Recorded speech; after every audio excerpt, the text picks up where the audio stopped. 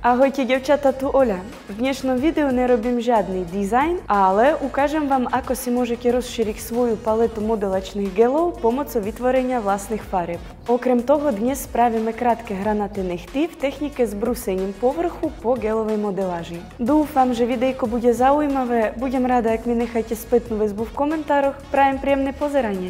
Tieto nechtiky robili moje žiačky na kurze Dual Gel. Predĺžovali pomocou Dual Forem a prerábku budem mať na starosti ja. Nechty sú v celkom dobrom stave, zo spodu takisto pomaličky odrasta vlastná dĺžka. My dnes spravíme krátke hranaté nechty.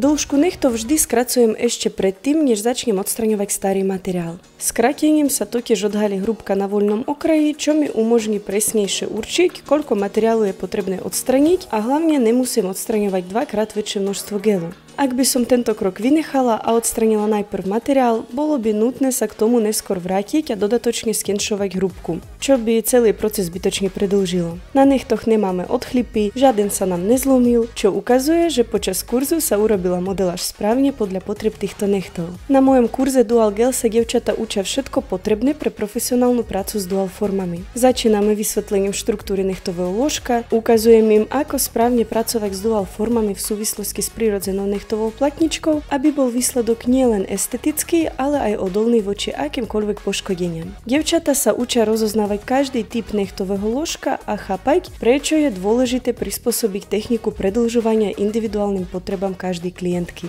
Počas teórie sa takisto zameriavame na výber správnych dual foriem. Ukazujem rôzne typy podľa tváru, materiálu a veľkosti. Spoločne si prejdeme, aké formy sú najlepšie pre každý typ nechtov. Práca s gelom je ďalším kľúčovým bodom môjho kurzu. Dievčatám vysvetľujem vlastnosti builder gelov, ich chemické zloženie a ako sa správajú pri používaní s dual formami. Počas praxe ukazujem techniku aplikácie gelu, aby bol necht vymodelovaný so správnou architektúrou, s pevnými bočnými hranami, bez zatekania pod kožičku a zo spodu. Praktická časť prebieha na dvoch modelkách. Na prvej modelke si dievčatá vyskúšajú predĺžovanie pomocou builder gelu v nude odtieni alebo ako podklad pod gelák. Na druhej modelke ukazujem techniku ombre v duálkach, kde sa naučia, ako vytvoriť plynulý farebný prechod priamo v dual forme pred polymerizáciou. Ako bonus po kurze dostávajú všetky moje žiačky 3 školiace online videá, v ktorých podrobne vysvetľujem a ukazujem techniku predĺžovania na duálky pri rôznych typoch nechtov, lyžičkových, lopatkových a orlých. Tieto videá im umožnia si techniky kedykoľvek pripomenúť aj po skončení kurzu.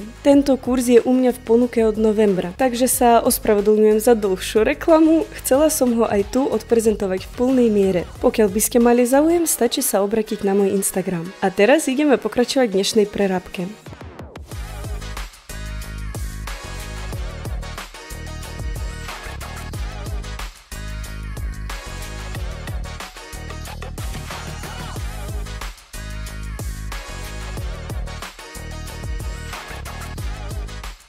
Teraz sa venujem úprave okolia nechtov. Vykonávam svoju obľúbenú kombinovanú manikúru, čo znamená, že si vystačím s jednou frézou a nožničkami. Za mňa táto technika je vhodná pre akýkoľvek typ pokožky, pretože umožňuje šetrenú prácu vďaka nastavovaniu otačok a výbere nastavca na základe toho, aké citlivé, suché alebo hrubé má modelka okolie nechtov. Tu napríklad používam červený nastavec a otačky mám nastavené približne na 11 000. Pri manikúre sa snažím frézou nedotýkať nechta, upravujem iba kožičku, aby som predišla jeho poškodeniu. Keď pracujem s nožničkami, postupujem opatrne a striham krátkými pohybmi. Počas celého procesu sledujem, ako vyzerá línia kutikuly, aby bol výsledok čo najčistejší.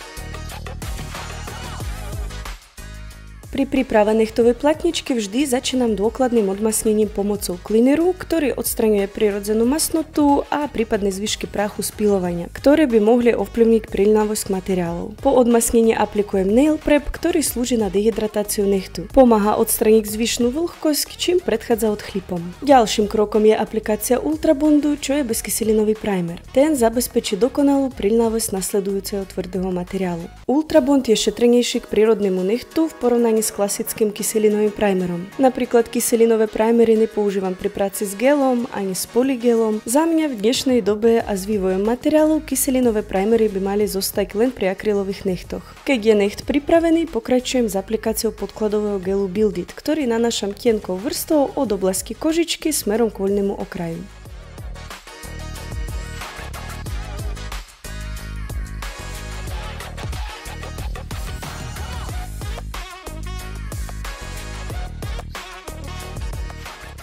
Osobne mám veľmi rada vytvárať nové odtiene gelov z tých, ktoré už mám po ruke. Najradšej na to používam dekoratívne trbletavé gely Kaleidoskop od značky Jay-Z. Link na obchod nechám v popise pod videom. Pri takejto kombinácii beriem akýkoľvek kamuflážny builder gel a pridávam len malú kvapku trbletavého. Potrebujeme zachovať pevnosť builder gelu, preto nemôžeme pridávať veľké množstvo dekor gelu. Navyše, ak spravíme príliš pigmentovaný odtieň, môže sa stať, že gel zle vytvrdne pod lampou. Kvôli tomu, že ho budeme modelovať vo väčšej hrúbke, na pigmentáciu dávame pozor. Radšej doplniť trbletky, ak náhodou ste nedosahli žiadaný efekt, ako pridávať builder gel, aby ste rozriedili príliš pigmentovanú zmes. Potom vám bude ľúto vyhadzovať také množstvo gelu, ktorý nevyužijete. Zároveň je dobre urobiť modeláž z jednej zmesi, lebo ak vám nestačí gel a budete znova miešať, ťažko odhadnete taký pomer materiálov, aby tá farba bola identická ako predtým. Mne sa páči vytvárať kombinácie práve s kamuflážnymi gelmi ako s presvitnými. Príde mi ten odtieň na konci viac pastelový, ale samozrejme to isté vieme spraviť aj s prehľadným gelom, len budeme mať iný efekt. Podobné kombinácie som už používala viackrát. Celkovo som vám chcela ukázať tieto gely Kaleidoskop, lebo u mňa sú to najčastejšie používané dekor gely. Používam ich veľmi často aj na kurzoch pre vytváranie ombre efektov, hodia sa takmer k akejkoľvek farbe kamuflážneho gelu alebo bázy a majú veľmi dobrú konzistenciu a pigmentáciu. Žačky s nimi pracujú veľmi rýchlo. Miešam gelik tak, aby nevznikali bublinky. Rozotieram drievkom gel po paletke ako maslo. Je to najrýchlejší spôsob, ako rovnomerne spojiť dokopy gelie a ako sa vyvarovať práve bublinám. V prípade, že nejaké vzniknú, odstraním ich už pri modelovaní so škicom. Množstvo kombinácií je neobmedzené. Tu môžete tvoriť čo len chcete. Ukázala som len zo pár variant, ale ak si všimnete šedý gel, tak toto je presne odtieň, ktorý sme zvolili pre modelku. Kombinujem tmavo-strieborný dekor gel s mliečným fluffy gelom od Ruscony. A aby to bolo ešte zaujímavejšie, pridala som tam aj suché trbletky s efektom rozbitého skla, ktoré sa budú prelievať rôznymi odtieňmi.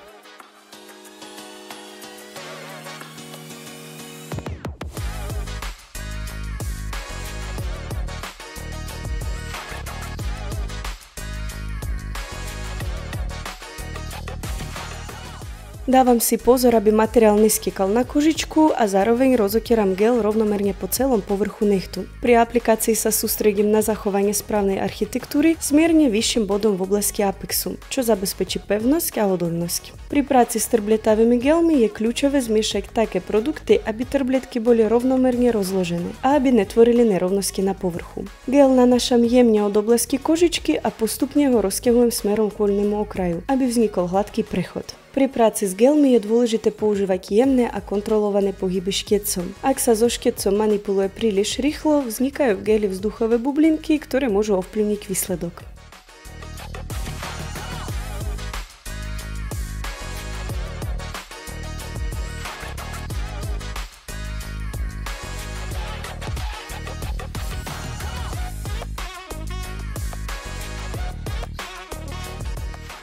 Modeláž tentokrát bude nie ako bežne bez pilovania, pretože som predtým nič nenarovnávala a nenadvihovala. Takže to spravím na tejto etape s gelom a následne zapilujem bočné skeny a voľný okraj pilníkom a spravím podbrus. Modelujem tak, aby som nemusela brúsiť pri kožičke, ale na voľný okraj nanášam väčšiu hrúbku gelu, aby som mala priestor vypilovať rovné hrany. Teraz nechty vyzerajú dosť hrubo a objemne, takže prechádzam na pilovanie. Najprv určujem rovné bočné hrany, tvár, no a potom môžem brúsiť povrch.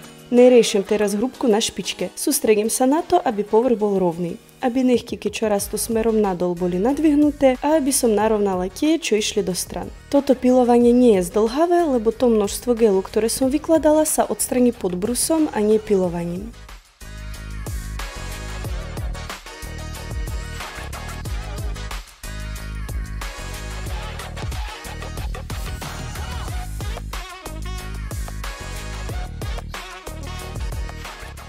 Keď vybrusím zo spodu prirodzený necht, vyvarujeme sa odchlipom na voľnom okraji. Builder gel nám dobre udrží hranatý tvar, nepotrebujeme na to mať hrubé špičky. Takýmto spôsobom sme narovnali aj architektúru nechtov, čiže sme zabranili akýmkoľvek zlomeninám alebo prasklinám. Keď je takáto krátka dĺžka nechtov, častokrát volím práve takúto modeláž s následným pilovaním. Príde mi to rýchlejšie ako najprv narovnávať nechty s polygelom, brúsiť ho až potom nanášať gel bez pilovania. V každom prípade obidve techniky sú správne a vy si môžete zvoliť tú, ktorá je pre vás jednoduchšia a rýchlejšia. Dúfam, že dnešné videjko bolo zaujímavé a že vyskúšajte aj vy povytvárať nejaké nové odkyny gelov z tých, čo máte doma. Budem rada za vašu spätnú väzbu v komentároch, nezabudnite ma označovať na Instagrame, pokiaľ budete vytvárať dizajny podľa mojich videí. Vždy si to rada pozriem a zazdeľam, nové postupy budem pridávať aj ja, no a my sa vidíme v ďalších videách.